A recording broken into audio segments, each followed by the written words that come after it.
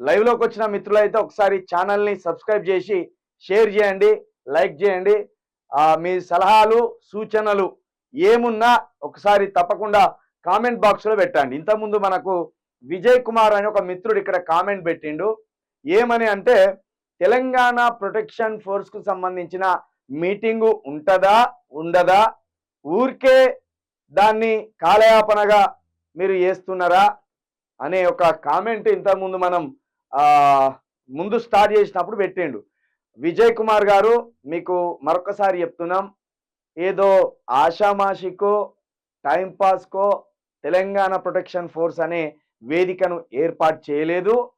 చాలా సుదీర్ఘమైన ఆలోచనతోటి సుదీర్ఘమైన పోరాటానికి సిద్ధమై ఈ తెలంగాణ ప్రొటెక్షన్ ఫోర్స్ని ఏర్పాటు చేసినాం. ఇది యూత్ బేస్డ్ పాలిటిక్స్ అని నేను ముందు నుంటే చెప్తున్నా. మనము ఇది ఒక కిలో బియ్యం వండుకున్నట్టు ఉండదు. ఏదో బియ్యం గడిగి పొయ్యి మీద పెట్టంగానే 10 నిమిషాలకు అన్నమైతే దాన్ని తిని మళ్ళా కూర్చోవడం పని చేసుకోవడం లెక్క ఉండదు. ఇది నిరంతర పోరాటం. దీనికి టైం పీరియడ్ అంటూ ఉండదు. మనం మొన్న గత నెలలో ఆగస్టులో ఉస్మానియా యూనివర్సిటీలో తెలంగాణ ప్రొటెక్షన్ ఫోర్స్కు సంబంధించి ఒక మీటింగ్ ఏర్పాటు చేసుకుందామని మా సభ్యులకు అందరికీ ఇంటిమేషన్ ఇచ్చుకున్నాం. తీరా అక్కడ ఆ ప్లేస్ ఇవ్వలేదు. దానివల్ల కొంత ఆలస్యమైంది. తప్పకుండా అతి త్వరలో ఓ సమావేశం ఏర్పాటు చేసుకుంటాం.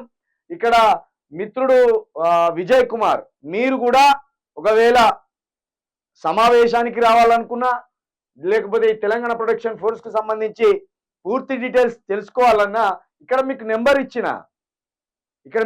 ఇచ్చిన నేను రోజు చెప్తున్నా, మీ డీటెయిల్స్ కానీ ఏదన్నా ఉంటే ఈ నెంబర్కి పెట్టండి, లేదా మీరు నాకు కాల్ చేయండి, దీనికి సంబంధించి పూర్తి వివరాలు చెప్తా అని చెప్పిన. మళ్ళీ చెప్పినాక కూడా మీరు ఇందులో అనుమానాలు వ్యక్తం చేస్తే నేనేం చేస్తా మిత్రమా? మీకు ఇంత నెంబర్ ఇచ్చినా సాయం చేయాలనే వాళ్ళు సాయం చేయమని చెప్పినా, లేదా సభ్యులుగా చేరాలనుకునే వాళ్ళు సభ్యులుగా చేరండి అని చెప్పినా, ఇంత క్లియర్గా చెప్పినాక మీరు మళ్ళా మా మీద అనుమానపడమో, లేదా మీరు వేరే దురుద్దేశం పెట్టుకొని మమ్మల్ని అనుమానించడమో చేస్తే దానికి ప్రతిరోజు మేము సమాధానం చెప్పలేము. పోరాటంలో భాగస్వామ్యం కావాలనుకుంటే భాగస్వామ్యం కావాలి, పోరాటానికి మద్దతు తెలపాలనుకుంటే మద్దతు తెలపండి. Okay, right.